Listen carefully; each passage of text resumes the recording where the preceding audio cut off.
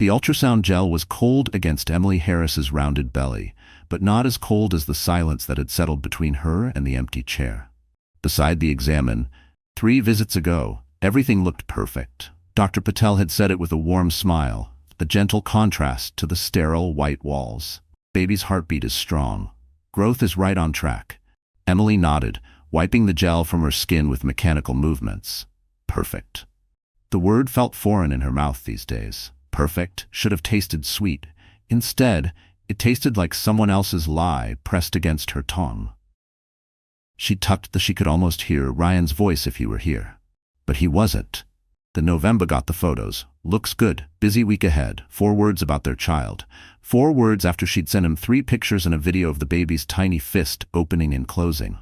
Emily's fingers hovered over the keyboard. She wanted to type 100 things. Where did you go, Ryan? When did your guard? Do you even care? When did we doctor says everything is perfect? His response came an hour later. Good. The what was supposed to be a 3-month assignment had stretched on indefinitely, filled with excuses about unexpected hurdles in crucial investor meetings. Emily settled into the armchair that had become her evening refuge, pressing her palm against her belly, where the baby was doing what felt like somersaults. She'd started talking to the little one during these quiet moments. Your daddy's building us a future. She whispered it, though the words felt rehearsed, empty. She wished she could believe them the way she once had, when love had felt solid, not brie. He's working. Her phone sat silent on the coffee table. Once upon a time, Ryan would call every night. Now their conversations had dwindled down to logistics and weather updates. She'd stopped calling first, tired of hearing the distracted tone in his voice, the way he'd say, while clearly reading emails. Emily opened her laptop and scrolled through his company's social media page. There he was in a group photo from some corporate event, looking sharp in his navy suit, wearing that same confident smile she'd fallen for 7 years ago. He looked happy, successful, like a man who had everything figured out. A man who seemed to have traded his wedding ring for quarterly reports and sleek hotel bars. She touched her belly again. Maybe when you're born, things will be different, she murmured. Maybe he just doesn't know how to connect with you yet. The baby kicked, as if answering her doubts. She pressed her palm tighter, craving connection with this tiny heartbeat, when the one who had promised to be her anchor felt so far away. That night, Emily dreamed of the early days of their marriage. Lazy Sunday mornings in bed, Ryan tracing invisible patterns on her back while they talked about the future, how they'd spoken about having children, about the kind of parents they would be. He'd promised to be the father he never had. Present, involved, emotionally available. Back then she'd believed every word without question, believing love alone could rewrite old wounds. She woke at 4 a.m. with tears on her cheeks and a small, stubborn resolve forming like a flicker in her chest. Emily walked to the closet and pulled out the little suitcase she'd used on their honeymoon. If Ryan couldn't come home to them, maybe it was time she went to him. Maybe seeing her, seeing the baby growing inside her, would wake something in him.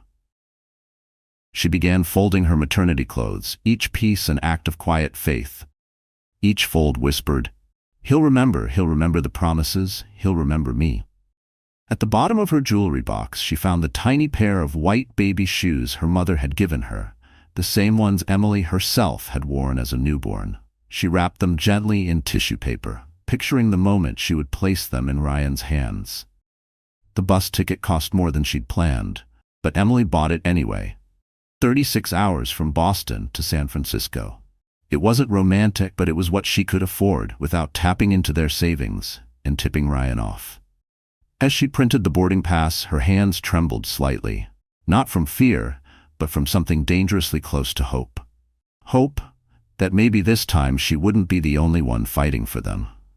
Maybe this was exactly what their marriage needed, a grand gesture, a reminder of what they were building together. Maybe Ryan was just buried in work and would soften the moment he saw her.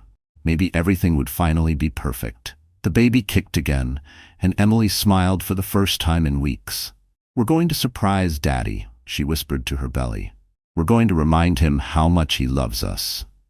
She had no way of knowing that some surprises cut both ways. The Greyhound station at 5 in the morning smelled like disinfectant and broken dreams. Emily clutched her small suitcase and tried not to think about the stares from other passengers as she maneuvered her pregnant body onto the bus. The driver, a weathered man with kind eyes, helped her find a seat near the front. "Long trip for someone in your condition," he said gently. "You sure about this?" Emily nodded, though her heart hammered against her ribs. "I'm going to see my husband." The words sounded more confident than she felt as Boston's skyline disappeared behind tinted windows. Emily pressed her palm against the cold glass and tried to picture Ryan's face when she knocked on his apartment door. Would he be shocked? Overwhelmed? Maybe he'd sweep her into his arms like he used to, back when surprises meant last-minute weekend getaways and flowers on ordinary Tuesdays. Her phone buzzed. A text from her sister. "Called last night, but went to voicemail. Everything okay?" Emily stared at the message. Natalie was the only family she had left, and they checked in every few days. Her sister would lose her mind if she knew about this impulsive trip. Natalie had never fully trusted Ryan, always said he was too guarded, too distant. "He treats you like a partner, not a wife," she'd said during their last argument about him. Emily deleted the message without replying. Mile after mile slipped by. The window scenery shifted from farmland to dry plains, plains to distant mountains. Other passengers slept or watched movies on their phones, but Emily couldn't close her eyes. Every bump in the road reminded her of the baby's gentle turns, the tiny life inside her that deserved two parents who actually wanted to be in the same room. At a rest stop in Nebraska, she bought crackers and ginger ale to settle her uneasy stomach. A young mother with a toddler smiled at her in line. "How far along?" the woman asked. 26 weeks, Emily answered. "Your first?" Emily nodded. "It's magical," the woman said, bouncing her squirming son on her hip. "Hard, but magical. Your husband must be so excited." "He is," Emily lied easily. "He's just working a lot right now, but he's excited." The woman's eyes softened with an understanding only another mother could have. "They all work too much at first. Mine didn't really connect until after the baby came. Now he's wrapped around our little guy's finger." Hope flickered in Emily's chest like a stubborn candle flame. Maybe that was it. Maybe Ryan just needed to hold their baby to really understand what they were creating together. Back on the bus, she pulled out the ultrasound photos and studied them under the overhead light. The baby's profile was clearer each time. A tiny nose, lips that looked like Ryan's, hands that reminded her of the way he used to cup her face when they were dating. She had fallen in love with those hands first, the way they moved when he talked about his dreams, sketched out business plans on napkins at tiny cafes, the way they trembled when he proposed, his fingers unsteady as he opened the ring box. "When did we stop talking about dreams?" she whispered to the photos. A text popped up on her phone. "Ryan, conference call moved to 6 p.m. your time. Might run late." She almost typed back that it didn't matter because she wasn't in Boston anymore. Instead, she wrote, "Okay, miss you." He didn't reply. The bus pulled into a station in Colorado just as the sunset painted the sky in streaks of pink and gold that reminded Emily of their honeymoon in Big Sur. They'd hiked for hours, talked about everything and nothing, made love under more stars than she'd ever seen. Ryan had whispered against her hair that he wanted to give her the whole world. Now it felt like he could barely give her 5 minutes of his attention. As the bus rumbled back onto the highway through the night, Emily dozed in short, uneasy spurts, dreaming of nurseries painted in soft yellows and Ryan reading bedtime stories to their baby. In her dreams, he looked at her the way he once did, like she was the most captivating person in any room. She woke to the bus pulling into Las Vegas at dawn, neon signs flickering weakly in the early light. Her back ached and her ankles were swollen, but San Francisco was only a few hours away. Emily opened her purse and touched the wrapped baby shoes one more time. Inside the tissue paper, she'd tucked a note she'd written during the endless stretch of night, "For our little miracle. I can't wait to be a family." Her phone showed 17 hours since Ryan's last message. 17 hours of silence that she told herself meant he was just busy, not detached. The bus driver's voice crackled over the intercom. "Next stop San Francisco, folks. Final destination in 3 hours. 3 hours until she would see her husband's face.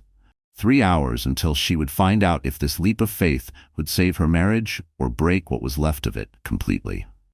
Emily closed her eyes and felt the baby turn inside her, like it was bracing for whatever came next. "Almost there, little one," she murmured. "Daddy doesn't know it yet, but he's about to meet us both." The taxi driver kept glancing at Emily in the rearview mirror as they wound through the hills of Nob Hill. Her hands wouldn't stop trembling. She pressed them against her belly to steady herself. "You okay back there, lady? You look a little pale." "I'm fine," Emily managed, though her voice sounded strange to her own ears. "Just visiting someone I haven't seen in a while." The building was nothing like she'd expected. Ryan had described his temporary place as modest, but the sleek glass tower with its manicured entrance and uniformed doorman suggested otherwise. Everything about San Francisco gleamed with a polish that made Emily feel suddenly shabby in her travel-wrinkled maternity dress. She paid the driver with shaking fingers, tipping him more than she could afford because he'd helped her with the suitcase. The elevator ride to the 15th floor felt endless. Emily caught her reflection in the polished doors. Her hair was a mess from the long journey. Dark circles carved shadows under her eyes, and her pregnant silhouette felt awkward and heavy. She tried to smooth her hair, pinched her cheeks for a hint of color, and silently wished she'd thought to pack makeup in her carry-on. She hated how small she felt standing here, how she was about to beg with her eyes for what used to be freely given. Apartment 1507. The numbers gleamed gold against the dark wooden door. Emily raised her hand to knock, then paused. What if he wasn't home? What if he was in a meeting? A small part of her almost wished he wouldn't answer. It would buy her time to prepare, to piece together something to say besides the tangle of thoughts spinning in her mind. She could turn around now, slip back down the hallway, pretend this last shred of hope hadn't dragged her across the country. But she'd come too far to back out now. The first knock was so soft she'd barely heard it herself. The second was firmer. Footsteps approached from inside, and Emily's heart pounded so wildly she was sure the baby could feel it.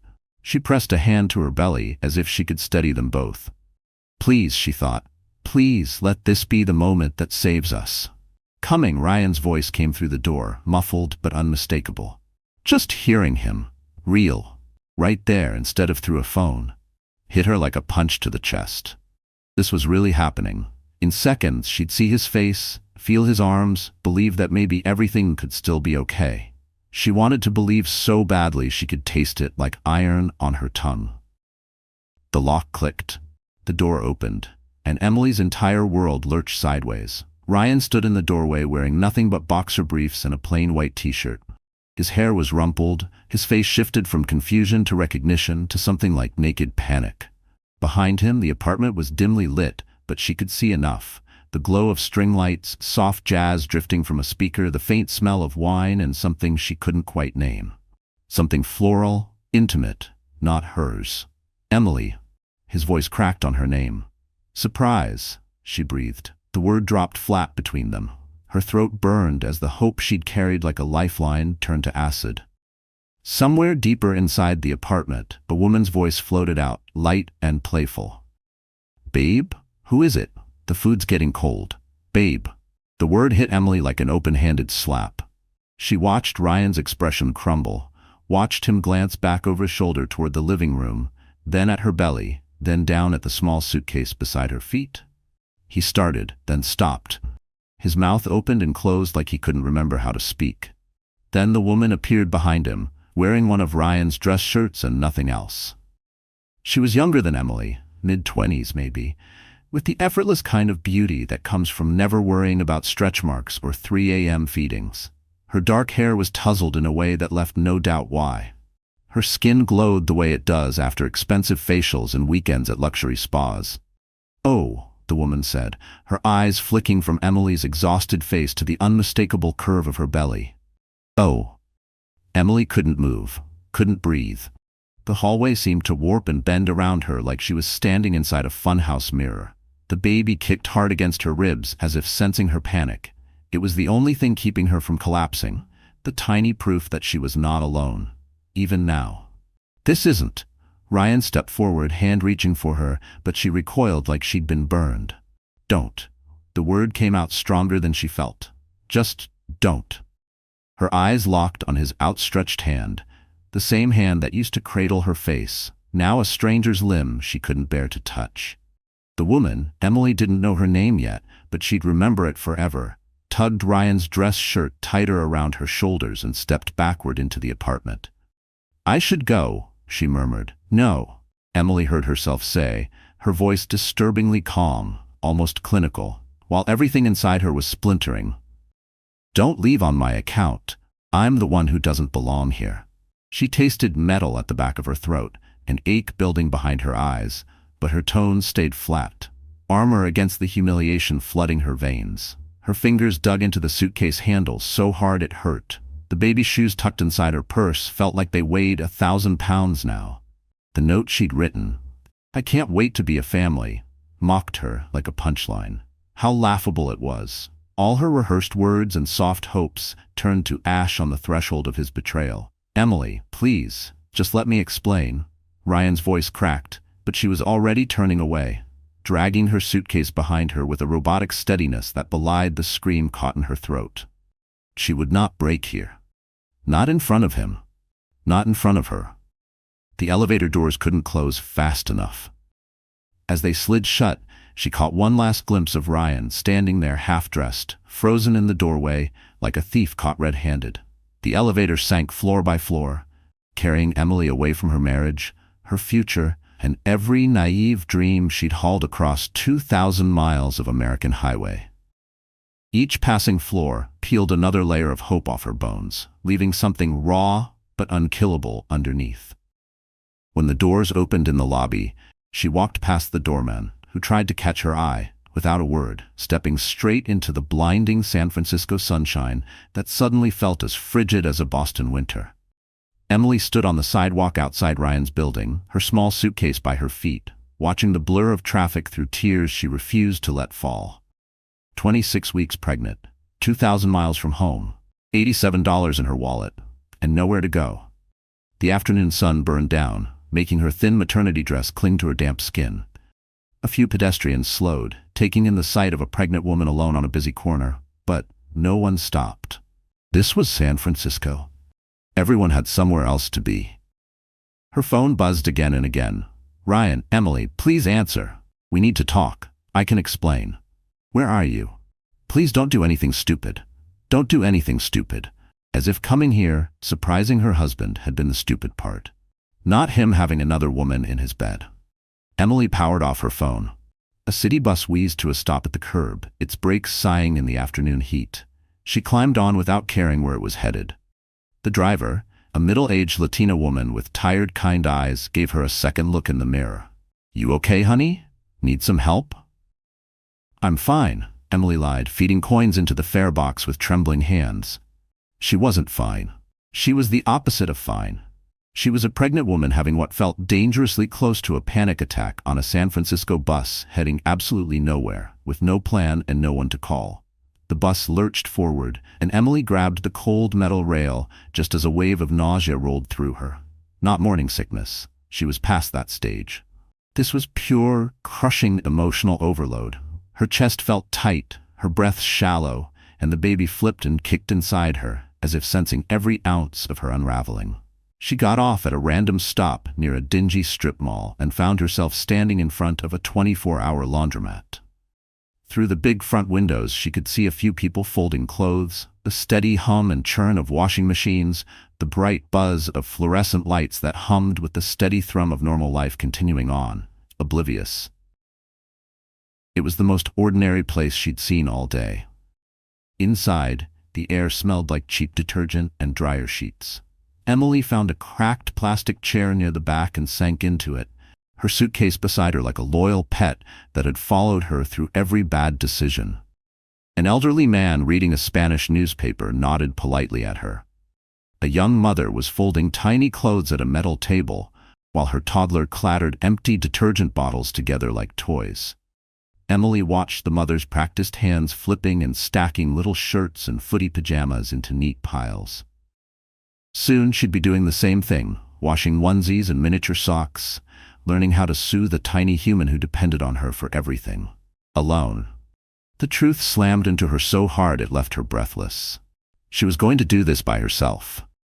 Ryan might send checks. He was too careful about his polished image not to. But he wouldn't be there for 2 a.m. feedings or first steps or fevers or heartbreaks. He'd moved on. Moved on to someone younger, prettier, someone who didn't have stretch marks or swollen ankles, or the fragile hope of a woman who'd believed in forever. Her phone buzzed again. This time it was Natalie. Haven't heard from you in 2 days. Getting worried. Call me. Emily stared at the message. Natalie would want every detail. Where she was, what happened, how she could fix it. Her sister would probably book the next flight to San Francisco, ready to slay every dragon just like she always had since they lost their parents. But Emily couldn't bear to say it out loud yet. Couldn't admit that she'd crossed half the country to surprise a man who was already busy building a future without her. Instead, she typed, "Everything's fine, just busy. We'll call soon." The lie burned on her tongue like poison. An hour crawled by. The laundromat gradually emptied out until it was just Emily, the humming machines, and the harsh flicker of old fluorescent lights that cast strange shadows on the cracked walls. She found herself counting the baby's kicks, 23 in 10 minutes.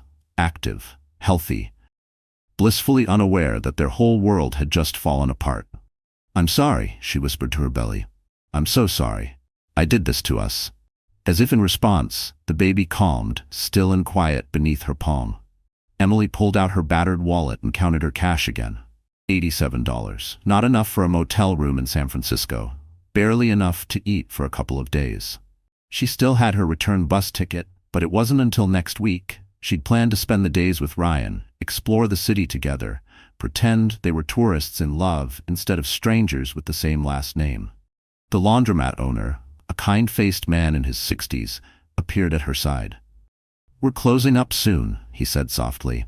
"You got somewhere to go, sweetheart?"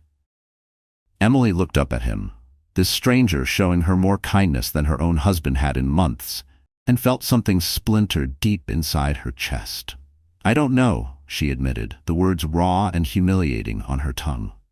He studied her quietly, eyes drifting to her belly, her tear-swollen face, the battered suitcase that practically screamed nowhere to go. "There's a women's shelter about 6 blocks from here," he said gently. "They help women in tough spots. Want me to call them for you?" Emily nodded, not trusting her voice. While he made the call, she pressed both hands to her belly and made a silent vow to the tiny heartbeat inside her. "Whatever happens next, I won't let us be victims. I won't let us disappear." She had no idea how she'd keep that promise. But sitting in that humming, half-lit laundromat, breathing in the faint scent of other people's clean clothes and fresh starts, she knew she had to try. The Haven Women's Center was tucked inside a converted old motel on a quiet street lined with palms and chain-link fences. Emily sat in the intake office, hands protectively folded over her belly, forcing herself not to feel like a charity case as she answered the questions. "No history of domestic violence?" asked Mara Rivera, the intake coordinator. Late 40s, gray hair pulled into a no-nonsense ponytail, eyes that looked like they'd seen every kind of heartbreak more than once. "No, nothing like that." Emily's voice sounded small in the cramped little office. "My husband, he's not violent. He's just cheating." The word floated there, stale and ugly, making her crisis feel painfully ordinary. "Honey," Mara said evenly, tapping notes onto a clipboard. "Emotional abandonment can be just as damaging as a fist, sometimes worse, especially when you're carrying his baby. How far along?" 26 weeks. Mara made another note. "Any complications with the pregnancy?" Emily hesitated. "I've been having anxiety. My OB back in Boston prescribed something mild, but I left in a hurry. I didn't bring much with me." "We'll get you into our clinic tomorrow," Mara said calmly, as if rescuing lost, broken women was just Tuesday. She gave Emily a look that was part pity, part steel. "You're safe now. We'll figure the rest out. Dr. Patel comes in twice a week. She's wonderful with expectant mothers." Mara's voice was warm but professional, like she'd given this same comfort speech 1,000 times and still meant every word. "For tonight, we have a bed in the family wing. Shared bathroom, but it's clean and quiet. The room was smaller than Emily's walk-in closet back home, but it had a window overlooking a little courtyard where someone had planted sunflowers along a chain-link fence. The single bed was neatly made with crisp white sheets, and there was a narrow dresser with a mirror that had once cracked and been patched back together with clear packing tape. Emily unpacked what little she had with mechanical focus, hanging her dresses in the tiny closet, lining her toothbrush and face wash on the windowsill. At the bottom of her suitcase, still wrapped in tissue paper, were the baby shoes. She held them in her lap for a long moment, then placed them gently in the top dresser drawer, as if hiding proof of her own foolish hope. Dinner was served family-style in a common room where about a dozen women and a few tired-eyed children gathered around mismatched tables. Emily ended up next to a woman named Bianca, who looked about her age and was 7 months pregnant. "First night?" Bianca asked, scooping rice and beans onto a plastic plate. Emily nodded. "You?" 3 weeks. My boyfriend decided he wasn't ready to be a dad after all. Cleared out our joint account and ghosted. Bianca's tone was blunt, but Emily heard the tiny break beneath the words. Emily didn't flinch. "What about you?" Bianca asked back. "I traveled from Boston to surprise my husband." Emily's voice didn't shake. "Found him with someone else." "Jesus," Bianca muttered under her breath. "That's brutal. What are you going to do now?" It was the question Emily had been shoving aside all day. "I don't know. I have a return bus ticket for next week, but going back feels impossible." "Yeah," Bianca said quietly. They ate in companionable silence, two strangers, two mothers-to-be, sharing the heavy understanding of women who'd been forced to imagine a new life alone. After dinner, back in the quiet of her room, Emily finally called Natalie. "Where the hell have you been?" Natalie's voice was sharp, tight with panic. "I've been calling for 2 days, Emily. Are you okay? Is the baby okay?" Emily closed her eyes, sitting on the narrow bed in her borrowed safe space. "I'm in San Francisco." "What? Why?" "Emily, what's going on? Is everything—" "I need to tell you something," Emily cut in, her throat tight, "and I need you not to say I told you so." Silence stretched long enough that Emily checked the phone to see if the call had dropped. "He's cheating," she whispered. Natalie's voice came back low and cold, every word sharp as a blade. "That bastard. Where are you staying?" "I'm booking a flight right now." "No." The word shot out sharper than Emily meant, but she didn't soften it. "I need to figure this out myself. I need to. I can't have you rescuing me. Not this time." Her voice trembled, but underneath was something solid she hadn't felt in years, the beginning of her own backbone. "Emily, you're 6 months pregnant and alone in a city you don't know. This isn't the time for independence." "Maybe it's exactly the time." Emily surprised herself with how steady her voice was. "I've let other people make my choices my whole life. First you, after Mom and Dad died, then Ryan. I don't even know who I am when I'm not bending over backwards to please someone else." Saying it out loud felt like unlocking a door she'd kept barricaded for too long. Natalie was quiet for a long stretch. "Are you safe? Do you have somewhere to sleep?" "Yes, there's a women's center here. It's actually okay. The people are kind." "A shelter?" Natalie's voice cracked a little. "Emily, please let me help you. I can wire money. I love you." Emily cut in gently but firmly, "But I need to do this alone. Just trust me, okay?" She needed Natalie to love her enough to believe she could stand on her own 2 feet. "Okay." After she hung up, Emily lay on the narrow cot and listened to the shelter settling into sleep. Children's voices floated down the hallway. Somewhere, a TV murmured low. Outside her window, the San Francisco traffic hummed like a lullaby. She pressed her hands over her belly, anchoring herself in the truth that she was here. She was safe, and she was enough. Her phone buzzed. Another message from Ryan. "Emily, please. I know you're hurt, but we can work this out. Call me." For the first time since she'd found him with someone else, Emily felt something besides grief. She felt anger, clean, sharp, and energizing. Not the helpless rage that burns out fast, but a flame she could build a life around. She typed back, "We have nothing to work out. You made your choice." Then she blocked his number. The baby kicked hard, as if in approval. Emily pressed her palm to the flutter under her ribs, and for the first time in days, smiled, really smiled. "It's just you and me now," she whispered. "And you know what? Maybe that's not the worst thing." Outside her window, The sunflowers nodded in the evening breeze, their faces turned toward tomorrow's sun. For the first time since stepping off that bus, Emily felt like maybe she could turn toward tomorrow too. She woke to sunlight pouring through her tiny window and the squeal of children playing in the courtyard below. For one blissful moment, she forgot where she was. Then reality settled in, solid and undeniable. She was in a women's shelter in San Francisco, 6 months pregnant, her marriage gone. But instead of suffocating despair, what she felt surprised her. It felt like relief. Dr. Patel turned out to be a soft-spoken woman in her 60s with kind eyes and practiced hands, who examined Emily in the shelter's small medical room. "Your blood pressure is a bit elevated," she said, peeling the cuff from Emily's arm. "Not dangerously so, but it's something we need to watch. Stress can be especially hard on you right now." "I know." Emily's voice was calmer than it had been in weeks. "I've been having anxiety attacks." Just saying the words aloud felt like cracking open a window after too long in a stifling room. "When did they start?" Emily thought about it. "Months ago, when my husband started pulling away. I thought it was normal pregnancy nerves, but your body was telling you something was wrong before your mind caught up." Dr. Patel made neat notes on the chart. "I'm going to prescribe something mild for the anxiety, and I want you to consider staying here in San Francisco until after the baby comes." Emily blinked. "Stay? Here? You're in your 3rd trimester. Air travel is complicated after 36 weeks, and a cross-country bus ride, not safe in your condition." Dr. Patel shook her head gently. "Besides, you've been through a big emotional trauma. Sometimes a change of scenery can be exactly what the soul needs to heal." She said it like an invitation, not a sentence, but a permission slip to start over. That afternoon, Emily sat in the shelter's sunlit common room, helping Bianca sort through bags of donated baby clothes. It was strangely soothing, creating neat stacks out of a mess, preparing for something new.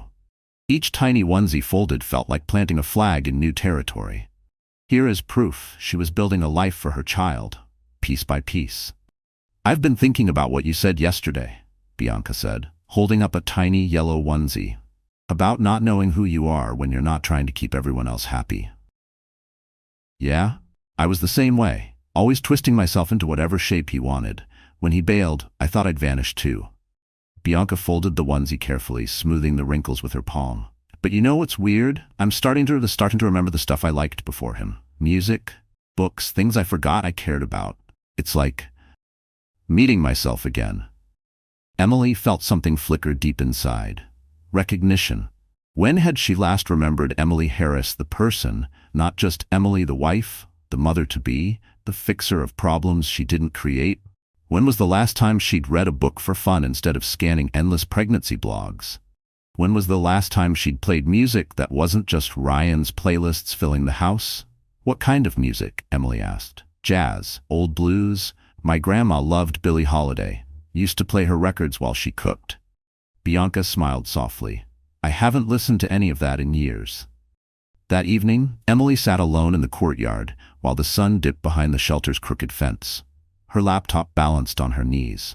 She opened her email for the first time since arriving in San Francisco and immediately regretted it. 17 unread messages from Ryan. Some apologetic, some angry, some pleading. "You can't just vanish like this. Yasmin doesn't mean anything. She's young and uncomplicated. I made a mistake, but we can fix this. We have too much history to throw away." Emily read every word like she was reading a language she'd once spoken but no longer understood. The Ryan in those emails was a stranger, selfish, manipulative, bargaining for her forgiveness like it was a contract he could renegotiate. It almost made her laugh how small he sounded now that she was no longer small herself. She deleted them all, then opened a blank document. "Ryan," she typed, her fingers steady. "I'm not coming back to Boston. I don't know where I'm going yet, but it won't be back to a marriage where I have to beg for scraps of your time and attention. You called Yasmin uncomplicated. I suppose that's what I was too, once. Simple, agreeable, willing to erase myself so you could have all the space you needed for your dreams. I'm having our baby here in San Francisco. You can be involved or not. That's up to you. But I'm done shrinking myself to fit into places I was never meant to be." Emily's finger hovered over the send button for a long moment. Once she sent this, there would be no pretending this was just a rough patch, no smoothing it over with half-hearted apologies and roses at the door. She hit send. 30 minutes later, her phone buzzed. Ryan's contact photo popped up on the screen. A picture from their honeymoon, him laughing at something she'd whispered on a beach in Maui. She let the call ring until voicemail picked up. Then she went into her contacts and edited his name, from My Love to just Ryan Harris. It seemed small, but it felt like slamming a door that needed to stay shut. Mara found her in the courtyard later that night, the sun dipping low and the breeze carrying the hush of a city winding down. "You look like a woman who just burned a bridge," Mara said, easing into the plastic chair next to her. "Is it that obvious?" Emily asked, her voice almost laughing. "Honey, I've seen that face 1,000 times. It's the look of someone who chose herself for the first time in a long while." Mara's eyes twinkled kindly. "How does it feel?" Emily actually thought about it. Terrifying and free. "Is that possible?" "More possible than you'd think." Mara was quiet a beat, then added, "You know we have a program here. Job training, life skills, childcare help. It's for women ready to build an independent life." "I have a degree," Emily said, almost sheepishly. "Marketing. But I haven't worked since I got married." "When was that?" 5 years ago. Saying it out loud stunned more than she expected. 5 years she'd spent as Ryan's perfect, polished wife, hosting dinners, running his calendar, smiling for Christmas cards. "Skills get rusty when you don't use them," Mara said gently, "but they come back. And San Francisco's got 1,000 marketing firms. Plenty of places that would love someone willing to start over." Start over. The words should have scared her, but instead they sparked a quiet fire in her chest, something she realized was hope.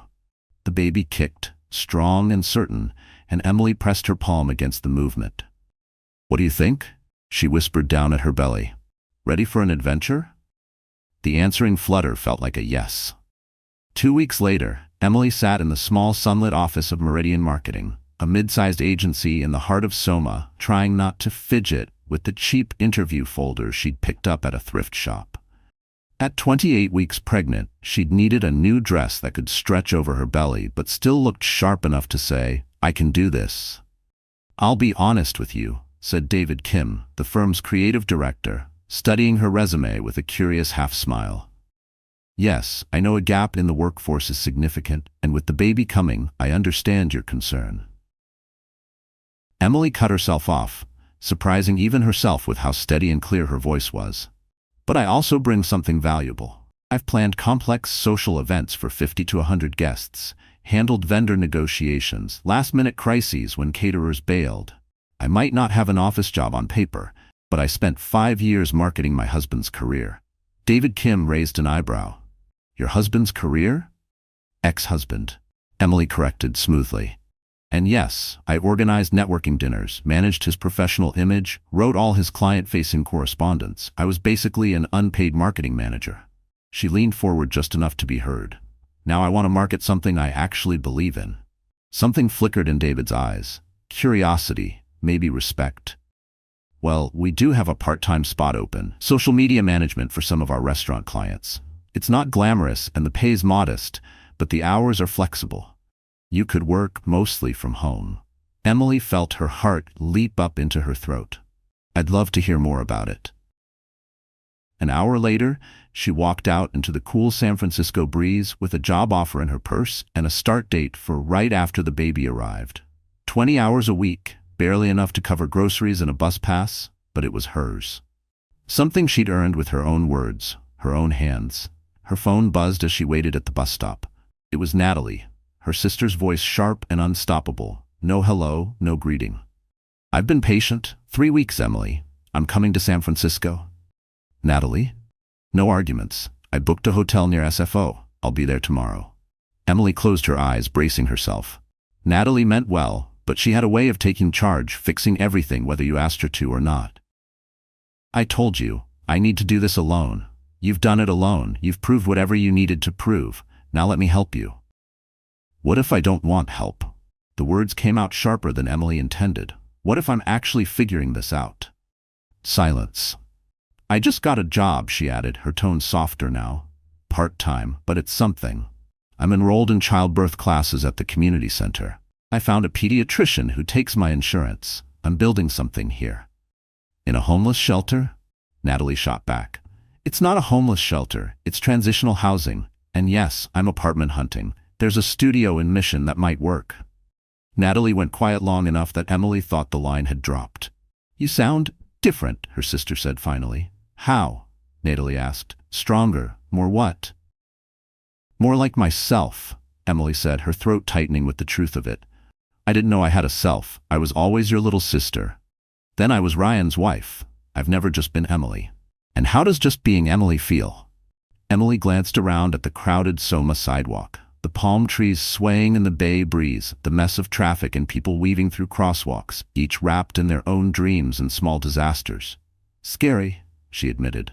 Then she smiled, really smiled. "But good, really good." That evening, Emily sat cross-legged on a floor mat at her first childbirth class at the community center in Mission. She was the only single woman in a room full of awkward, wide-eyed couples, but the instructor, a big-hearted woman named Dolores, made sure she felt seen. "Birth is a solo journey anyway," Dolores said during the breathing practice. "Partners can help, but in the end, it's you and your baby doing the real work together." Emily closed her eyes, her hand resting on her round belly, breathing in sync with the quiet rhythm inside her. No fear about whether Ryan would be there when her water broke. No dread that he'd pace the waiting room, bored and restless. Just her and her baby, a small team of two. After class, she sat in the front seat of her used Honda Civic, bought with the last of her savings, and for the first time since sending that email, she called Ryan. He answered on the first ring. "Emily, Jesus, I've been losing my mind. Are you okay? Is the baby?" "We're fine," she said, her voice level. "I'm calling because we need to talk about the baby. I'm due in 12 weeks. I need to know if you want to be involved." "Of course I want to be involved. Emily, I've been thinking about what you said. You were right. I lost my way, but we can fix this. We can." "There's no we to fix, Ryan. I'm not coming back to Boston. I'm staying in San Francisco." Silence stretched so long she thought maybe he'd hung up. Then, "You're staying? Like for good?" "Yes. Because of her? Because of Yasmin? Emily, she's gone. I ended it the day you left. She meant nothing. This isn't about her." Emily's voice was clear, unwavering. "This is about me, about who I am when I'm not folding myself to fit your life. I'm not doing that anymore. I never asked you to change. You didn't have to. I did it all on my own, and now I'm undoing it." Another silence. Then Ryan's voice, smaller than she'd ever heard it. "So, what happens now?" "Now, you decide what kind of father you want to be. You can visit, you can FaceTime, you can be in this baby's life, but you don't get to be in mine. Not as my husband." She hung up before he could answer. Emily sat there a while, watching families trickle out of the community center. Couples hand in hand, laughing, bickering, carrying folded pamphlets about car seats and feeding schedules. 6 months ago, she would have pitied herself for being alone. Now she just felt ready. She would have mourned the picture-perfect family she'd spent years clinging to, the fantasy she'd built out of excuses and half-truths. Now she felt something else. Not sadness, but certainty. A quiet, solid sense that she was choosing her life instead of letting it be chosen for her. The grief had burned away, leaving only the raw truth. She didn't need illusions to be whole. The baby kicked, strong and playful, under her ribs. Emily smiled and pressed her palm to the spot. "Just us, kiddo," she whispered, "and maybe that's exactly how it's supposed to be." At 32 weeks pregnant, Emily was discovering that independence came with a price. The studio apartment in the Mission was barely 400 square feet. The kitchenette was just a battered hot plate and a mini fridge that hummed too loud at night, but it was hers. She'd signed the lease with trembling hands and her first month's paycheck from Meridian Marketing. Every rent check felt like a small flag planted in new soil. She could do hard things and do them alone. She was folding baby onesies into the dresser, the only piece of real furniture besides the mattress on the floor, when her phone buzzed. An unfamiliar Chicago number lit up the screen. "Emily? This is Yasmin." Emily's blood went cold. She sat down hard on the edge of her mattress. Even the stale air of the tiny apartment seemed to press in tighter, thick with ghosts of lies she hadn't wanted to see. How did you get this number? Ryan gave it to me. Yasmin's voice was softer than Emily expected, a shaky undertone that made her sound more frightened than cruel. I know I'm the last person you want to hear from, but I need to tell you something. Emily's hand moved instinctively to her belly. The baby squirmed like it could sense her pulse thundering. I can't imagine what we have to talk about. He's been lying to you, Yasmin said in a rush. About when it started with me. About a lot of things. I thought best that he'd chosen me, but I wasn't the only one. Emily stared at the peeling paint on her wall as the words sank in. She saw her entire marriage playing backward like an old film reel, each late night at the office suddenly sharper, uglier. Why would I believe you? Because I have proof. Photos, hotel receipts, messages, going back 3 years. He's been living a double life, triple, maybe. I'm done letting him lie to me too. You deserve to know the truth, all of it. The tiny apartment suddenly felt even smaller. Emily forced herself to breathe past the tightness in her chest. What do you want from me? Nothing, Yasmin whispered. I needed to say it. You deserve the truth. Goodbye, Emily. The line went dead. Emily sat in the quiet dusk, the only sound the distant city traffic and the rhythmic flutter of her baby's kicks. 3 years of betrayal. So many nights she'd worried it was her fault, that she wasn't enough. Now, she knew better. And instead of feeling shattered, she felt free.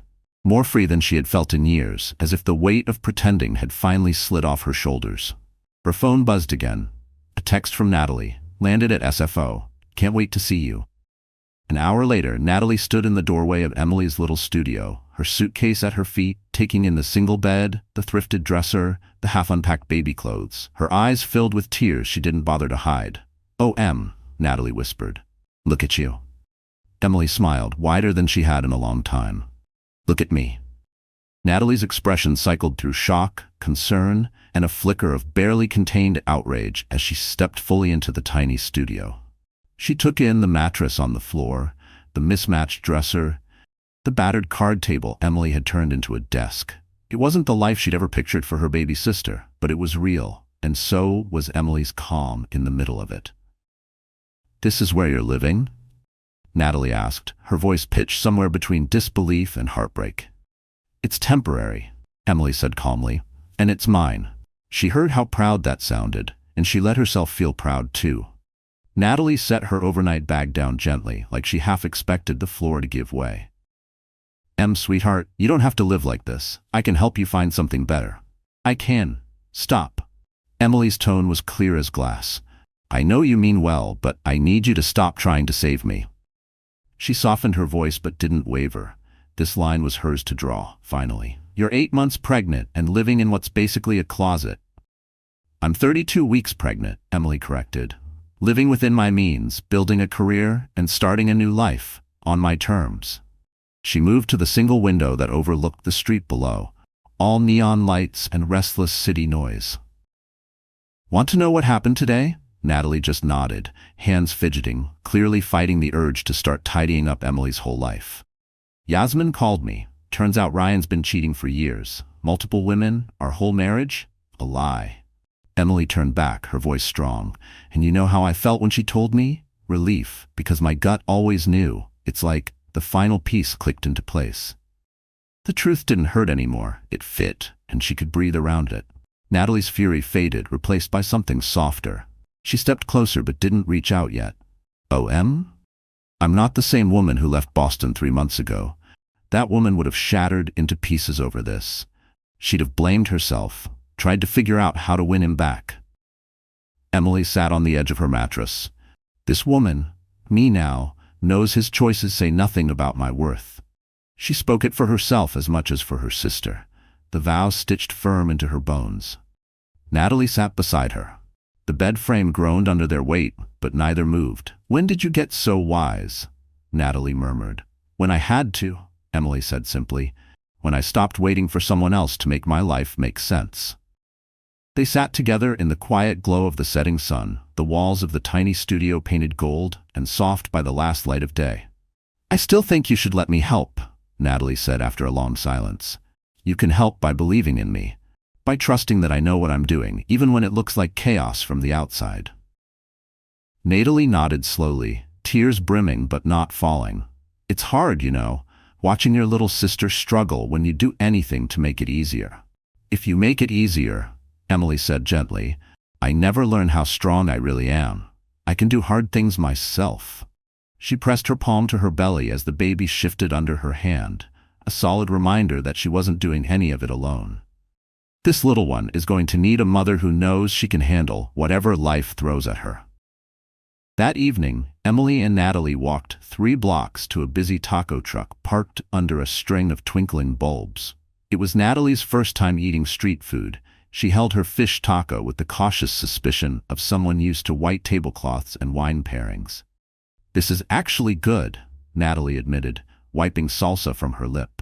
San Francisco has amazing food, and it's affordable if you know where to look, Emily said, grinning. I've learned to cook on a hot plate, made friends with my neighbors, figured out the bus routes. I'm becoming someone I actually like. And when the baby comes, diapers, daycare, doctor bills, I'll figure it out. I have state insurance. There's a subsidized daycare near my office. Will it be tight? Yeah, but will it be worth it knowing I did it myself? Absolutely. Natalie studied her sister's face in the warm halo of light strung around the truck's patio. You really are different. Stronger. I had to be. The alternative was disappearing completely. On the walk back to the studio, Emily felt the baby shift low in her belly. Dr. Patel had told her it meant the baby was likely settling into position, head down, ready to meet the world, ready to meet a mother who finally knew who she was. Nat? Emily said as they climbed the narrow stairs to her 2nd floor walk-up. Yeah, thank you for showing up and for letting me do this my way. Natalie looped her arm gently around her sister's shoulders, mindful of the bump between them. I'm proud of you. Scared out of my mind, but so damn proud. Emily hugged her back. And for the first time in her adult life, she felt it deep in her bones. Pride, not in someone else, but in herself. At 36 weeks pregnant, Emily was folding tiny onesies into a dresser drawer when someone knocked on her door. She checked the peephole, and her heart clenched tight. Ryan stood in the hallway, holding a bouquet of white roses, wearing the same practiced smile that had once convinced her to forgive 1,000 smaller betrayals. She opened the door but didn't step back to invite him in. How did you find me? Your sister gave me the address, Ryan said, eyes flicking to her belly, the cramped studio visible over her shoulder. My God, you look so pregnant. I am pregnant, Ryan. That's what happens at 8 months. Her voice was even, steady, every word a line she wouldn't let him cross again. Why are you here? He held out the roses, the same kind he'd always brought home after their worst fights, as if petals could soak up bitterness and lies. I flew out to see you. We need to talk about our future. We don't have a future, Ryan. We have a baby coming in a month. That's not our future, that's theirs, whether you want to admit it or not. Ryan stepped closer, and Emily caught a whiff of his cologne, once comforting, now suffocating. Emily, I know I messed up. I know I hurt you. But what are you doing here? Living like this? He swept his hand at the cramped studio, the card table, the thrift store crib tucked in the corner. This isn't you. You're right. This isn't the me you knew. That woman's gone. Ryan's jaw clenched, that same cold edge she'd seen him wear in boardrooms when a deal went sideways. Look, I get it. You're mad. You have every right. But punishing our child because you're trying to prove a point? That's not fair. The accusation sliced through her, hot and sharp. Emily felt the baby roll under her ribs, restless with her quickening pulse. Punishing our child? Her voice dropped to a chilling calm. By giving them a mother who knows her worth? By teaching them that self-respect matters more than gilded cages and polite lies? Come on, Emily. Look around you. You're living in a shoebox when you could have everything. The house in Cambridge, the country club, the best private schools. I had this done for you. He pulled out his phone, flipping it toward her. A slideshow of photos, a perfectly staged nursery in soft neutrals, plush rugs, a crib that probably cost more than 3 months' rent in the Mission. I hired the best designer in Boston. Only the best for you and the baby. Emily stared at the images. Flawless, sterile, empty. You had someone else decorate our baby's nursery. Without asking me. Just like you decided everything else without asking me. Just like you decided about them without asking me. Ryan's color drained. What are you talking about? Yasmin called me. And she told me the truth. 3 years, Ryan, multiple women. Our marriage, our entire life was theater. And I was the fool who thought it was real. For a moment, Ryan looked like he might break. Then his eyes hardened into something sharp, mean, familiar. So what if there were others? You think that makes you special? You think living like this makes you a hero? Emily laughed then, low and steady. No bitterness, just the clarity of someone finally seeing him for exactly who he was. You want to know what makes me special? She said, her voice quiet but stronger than he'd ever heard it. Her hand settled protectively over her belly. Watch me. I choose myself now. I choose integrity over comfort. I choose to raise our child to know that love means showing up, not just signing checks and pretending that's enough. Her voice didn't shake. It cut.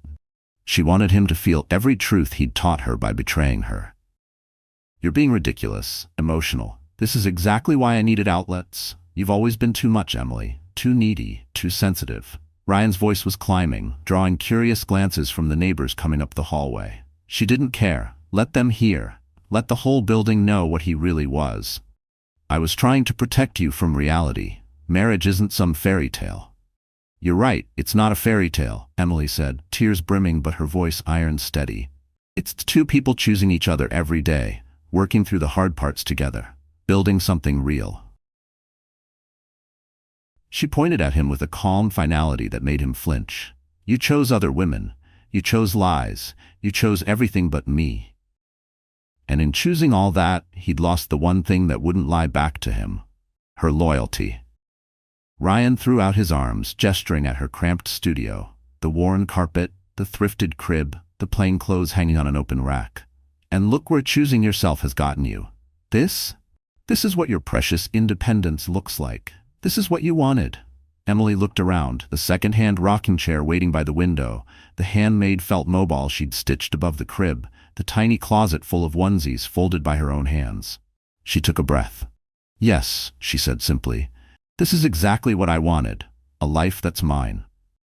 Every thread, every corner scrubbed with her own hands. It wasn't much, but it was honest, and it was hers. Ryan stared at her like she'd just spoken another language. You're gonna regret this. When you're broke, when you're up at 3 a.m. with a baby screaming in your ear, when you're alone, you'll regret throwing away everything we built. We didn't build anything, Ryan. You built a career. I built a fantasy. Emily stepped closer to the door and opened it wider. An invitation and a dismissal all at once. But I'm building something real now. Something that won't crumble the second life stops being convenient. Her heartbeat thundered with it. The truth he couldn't bulldoze this time. What about me? What about my rights as a father? Ryan demanded, his voice cracking under the weight of losing control. For the first time, Emily smiled, not warm, but calm and sharp as glass. You'll have exactly the rights you gave me as a wife. You can visit on my terms. You can call when it works for me. You can love our child from a distance, while I do the real work of raising them. She lowered her voice to a quiet blade. How does that feel, Ryan? How does it feel to be the secondary parent? His face twisted through disbelief, anger, something close to fear. You can't do this. I'll fight you in court. With what evidence? Emily cut in, a laugh slipping out. Cold, certain. Go ahead. Explain to a judge why a woman leaving her cheating husband to build a safe, honest life for her baby is unfit. Please. She dared him with her eyes. Let him drown in the mess he made. She would not sink with him. Ryan's mouth opened. Closed. He looked at her belly one last time, then turned, defeated in every way that mattered, and walked down the hall without another word. Emily closed the door behind him, pressing her hand to the swell of her belly. The baby fluttered, strong and sure under her palm. It's just us now, little one, she whispered. And we're going to be just fine. The baby kicked hard against her ribs as if applauding. Ryan stood in the doorway for a long moment, the roses hanging limp and forgotten in his hand. When he spoke again, his voice was smaller, stripped of all the charm he'd wielded for so long. All his polished lines and practiced excuses shriveled in the wake of her quiet refusal. I never meant for it to happen this way. I know, Emily said, and she did know. But she also knew something else now. Intentions don't matter anymore. Only choices, and I'm choosing us, me and this baby, over everything else. The words anchored her, a final knot tying shut every door she'd once left cracked open for him. When he was gone, Emily sat in her second-hand rocking chair by the window and felt the baby settle into calm, steady rolls under her palm. Outside, San Francisco pulsed and buzzed. Millions of strangers building dreams, falling down, starting over, choosing themselves, every single day. And for the first time, she felt like she belonged among them. She whispered into the dusk, "Just a few more weeks, little one. And then we'll really begin." 3 weeks later, Emily went into labor in the middle of a pitch meeting at Meridian Marketing. She was halfway through explaining a local restaurant's new social media plan when a deep, unmistakable contraction rippled through her. Different from the practiced twinges she'd been ignoring for days. "I think," she said calmly to David Kim and the stunned restaurant owners, "we're going to have to reschedule this meeting." David didn't ask questions. He just grabbed the car keys, helped her to the elevator, and called Mara from the shelter to meet them at the hospital. Emily sat in the passenger seat of his old sedan, breathing through each wave, feeling strangely clear-headed. No frantic texts to a husband who might not answer. No dread about anyone else's timeline or comfort. Just her baby, and the primal rhythm of birth moving through her body like a promise. A promise that this time, no one else's choices could take this from her. "You sure you don't want to call anyone else?" David asked gently as he eased the car into the parking garage at UCSF. "Family? The father?" Emily smiled between contractions. "I've got everything I need."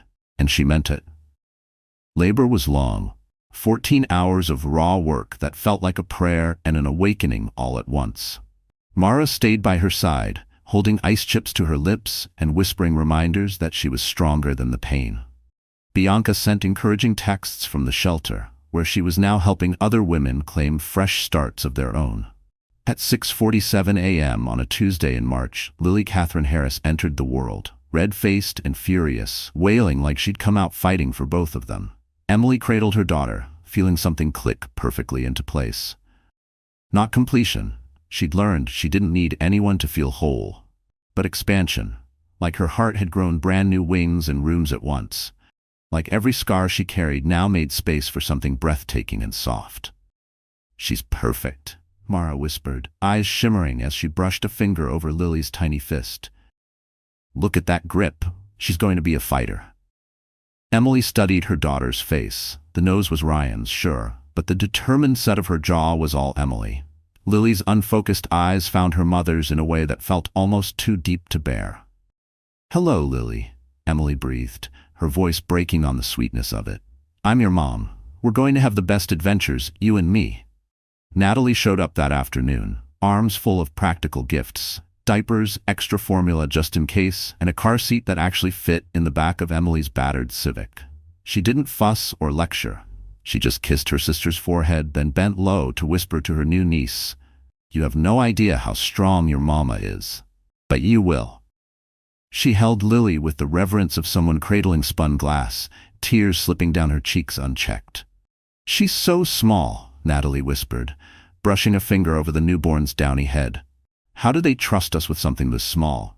They don't give us a choice." Emily laughed, weary, raw, but brimming with a brightness that had nothing to do with sleep. "We just figure it out as we go." "Have you heard from him?" Emily shook her head. She'd sent Ryan one text when Lily was born. A single photo and the basics. Lily Catherine Harris, 7 pounds 2 ounces, healthy. "We're both fine." He'd replied hours later with, "Beautiful. Congratulations." Nothing more. "His loss," Natalie said fiercely, adjusting Lily's tiny knitted hat with a gentleness that made Emily's throat tighten. "This little girl is going to grow up knowing exactly how wanted she is." 3 days later, Emily carried Lily up the narrow stairs to her little mission studio. The space that once felt too cramped now felt cozy, almost sacred. Walls painted gold by the morning sun streaming through the single window. She'd found a second-hand crib that fit perfectly beside her bed. The first weeks blurred together in a haze of midnight feedings, bleary-eyed diaper changes, and that soft, fierce tenderness that comes when you're someone's whole world. Emily discovered she was good at it. Not perfect, but present, intuitive. When Lily wailed at 3 in the morning, Emily didn't flinch. She simply got up, gathered her daughter in her arms, and did what needed to be done. Meridian Marketing had kept her position open, letting her work from home between naps and bottles. Her campaigns grew sharper, more creative, maybe because she was finally living truthfully herself. There was no more pretending, no more shrinking to fit someone else's mold. One quiet evening, when Lily was 6 weeks old, Emily sat rocking her baby by the window, scrolling absently through her phone. A Facebook notification popped up. Ryan Harris updated his relationship status to single. She scrolled past the polite comments. No sign of Yasmin or any other woman left in the wake of his lies. Apparently, that chapter hadn't survived its own shaky foundation either. Emily felt nothing. No bitterness. No secret thrill. No curiosity. Ryan had become irrelevant, just a footnote in the story she was writing now, on her own terms. Lily finished nursing and blinked up at her, wide-eyed and solemn, as if she understood every secret her mother kept. Emily smiled down at that tiny face, half her past, half her future, and marveled at the impossible, boundless love swelling in her chest. "Want to know a secret?" she whispered against Lily's forehead.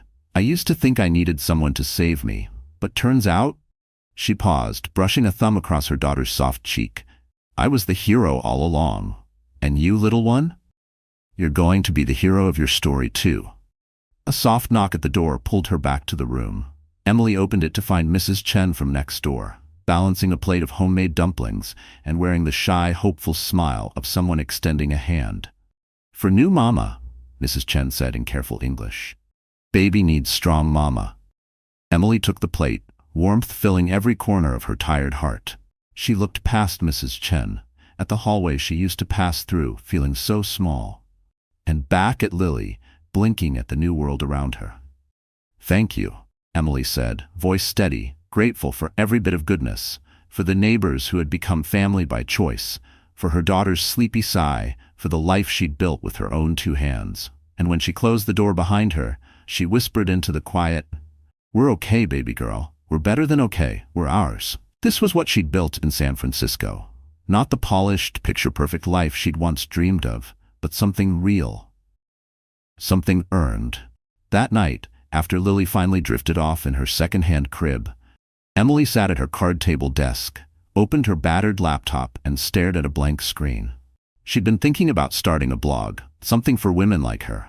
Women rebuilding, reclaiming, choosing themselves. She titled her first post, "The Distance Between Who You Were and Who You're Becoming." And she began to write. "I used to measure my worth by how easily I could vanish into someone else's idea of who I should be. A daughter, a wife, a quiet supporting character in someone else's spotlight. Then one day I packed a bag, traveled 2,000 miles, and discovered the truth. The person I was trying so hard to please had built a life that never really had room for me." Outside her window, San Francisco hummed and sparkled, millions of people reinventing themselves every single day. Emily was one of them now. A woman who'd learned the most radical thing she could do was to be fully, stubbornly, unapologetically herself. She glanced over at Lily, her tiny chest rising and falling in sleep, and then at the quiet, imperfect, fiercely hers life they were building. One honest day at a time. Emily smiled. This was freedom. This was what choosing yourself looked like. And it was so much more beautiful than any fairy tale she'd once tried to live in. 1 year later, Emily stood barefoot on Ocean Beach, watching 18-month-old Lily toddle across the warm sand with the serious focus of a tiny explorer, determined to conquer the world one seashell at a time. "Mama, look," Lily squealed, waving a sand-dusted shell like treasure snatched from the deep. "Beautiful baby girl," Emily said, scooping her up and pressing a kiss to her sun-warmed forehead. "Just like you." Her blog, Rebuilding You, now had over 50,000 readers. Women from every corner of the world sharing stories of walking away from what broke them, finding themselves in the wreckage, daring to dream again. What had started as therapy in a borrowed rocking chair had grown into a community, a movement, a collective of women who refused to disappear into someone else's plans ever again. Meridian Marketing had offered her a full-time position after her creative campaigns helped 3 local restaurants expand to new neighborhoods. She'd turned it down, politely, gratefully, because she liked freelancing, like choosing her own clients, like building something with her name on it. The money was steady now, growing bit by bit, all hers. Earned by her own voice, her own talent. Natalie still visited once a month, not to rescue or fix her anymore, but to marvel at the bright, quiet empire her little sister was building with a toddler on her hip and a laptop balanced on her kitchen table. Emily bent down beside Lily, showing her how to bury the shell, then dig it up again. Proof that what we lose can be found if we know where to look. The sun dipped toward the ocean, the water sparkling like a promise too big to hold in your hands. Emily smiled at her daughter, her future, her brave beginning. This, she thought, brushing sand from Lily's hair. This is what freedom looks like. This is what loving yourself feels like. And it was more beautiful than any fantasy she'd ever dared to believe. You know, Natalie had said during her last visit, standing in Emily's little kitchen, Lily balanced on her hip, I used to think I was protecting you. Turns out you were just waiting for the right moment to protect yourself. Now, on the wide stretch of ocean beach, Lily stumbled in the sand, tiny fists landing before her nose could hit the ground. She looked up at Emily with a grin that was half mischief, half pure, unstoppable grit. That's my girl, Emily murmured, pride warm in her chest. Always getting back up. Ryan sent child support checks every month, plus a birthday card at Christmas and again on Lily's birthday. He'd asked for video calls, and Emily allowed it. Because Lily deserved to know she had a father, even if he was more a name on a screen than a presence at bedtime. Lily always waved politely at the familiar stranger, with her same nose and chin. But when she squealed "Daddy," it was at David tossing her in the air after meetings, at Mara pulling her onto her lap at community center events, at Natalie teaching her how to color it inside the lines. Her real attachment was to the people who showed up. Yasmin had reached out one last time, 6 months after Lily was born, to say she'd started therapy and to apologize for her part in unraveling Emily's marriage. Emily had accepted the apology, but declined to stay in touch. She bore no anger toward the young woman who'd been spun in the same web, but she felt no need to keep any thread tied to that old story. The sun dipped low, staining the sky pink and gold, the color of forgiveness and hope all tangled up together. Emily scooped Lily into her arms, burying her nose in the scent of baby shampoo and salty air. Ready to go home, little love? Lily nodded, her eyelids heavy, cheeks warm and sandy from adventure. On the walk back to the parking lot, Emily caught her reflection in a storefront window. A woman in her 30s with a toddler, balanced on one hip, jeans worn soft, a thrifted sweater that cost less than a single pair of earrings from her old life but fit her perfectly. Her hair was shorter now, cut for ease instead of show. Her face was bare, but lit from inside with a peace that couldn't be bought or faked. She looked like herself, fully, completely, unapologetically herself. In the car, Lily snored softly in her car seat as Emily merged into the pulsing flow of San Francisco traffic. She thought about the woman she'd been 2 years ago, trembling on a Greyhound bus out of Boston, pregnant, and grasping at a fairy tale already crumbling behind her. That woman had been so terrified of being alone that she'd nearly erased herself, trying to keep someone who never planned to stay. This woman, the one driving west through a city she'd claimed for herself, with her daughter safe and dreaming behind her, knew better now. She knew that alone and lonely were never the same thing. She was alone, yes, but never lonely. She was surrounded by love she'd chosen, respect she'd earned, and a future she was writing day by imperfect day. And for the first time in her life, she knew she didn't need to be anyone else's miracle. She was her own. She was building it. This life, this truth, one deliberate choice at a time. Each choice a stone in the foundation no one could tear down this time. At a red light on the winding road home, Emily's phone buzzed with a new message notification. A comment from a reader of Rebuilding You. Thank you for showing me that leaving isn't giving up, it's growing up. I started my new life today because of your words. Emily smiled and typed back. The hardest part is the first step. Everything after that is just putting one foot in front of the other. You've got this. And she meant every word. Because that was the deepest truth she'd learned in the fragile space between who she used to be and who she'd become. Courage wasn't the absence of fear. It was the choice to keep moving forward anyway, to choose yourself, even when it felt impossible, to believe you deserved better, even when everyone else said you were asking for too much. It was the quiet revolution of a woman deciding she would not vanish for anyone ever again. The light turned green. Emily drove on toward home, a snug two-bedroom she and Lily had moved into 6 months ago, with a real kitchen she cooked real meals in, and a tiny garden where Lily was learning to water tomato plants with more splash than skill. Not the mansion in Cambridge she once thought she wanted, but something priceless, a space that was fully theirs, overflowing with laughter, bedtime messes, and the beautiful chaos of an honest life. A place where truth didn't hide behind closed doors, and love was earned daily in sticky kisses and sleepy giggles. That night, she tucked Lily into her little bed, brushing a kiss across her daughter's damp forehead, and she whispered the same words she'd said every night since the moment Lily arrived in her arms. "You are loved. You are wanted. You are enough. Exactly as you are." And for the first time, Emily knew she was saying it to herself too. No more apologies. No more shrinking. She was exactly enough, just like this. Sometimes the greatest love story isn't about finding the right person, it's about finding yourself. Sometimes the most radical thing a woman can do is simply refuse to disappear. Emily Harris had traveled 2,000 miles trying to save a marriage, and ended up saving herself instead. In losing everything she thought she needed, she found everything she truly did: her voice, her power, and the unshakable truth that she alone was the author of her story.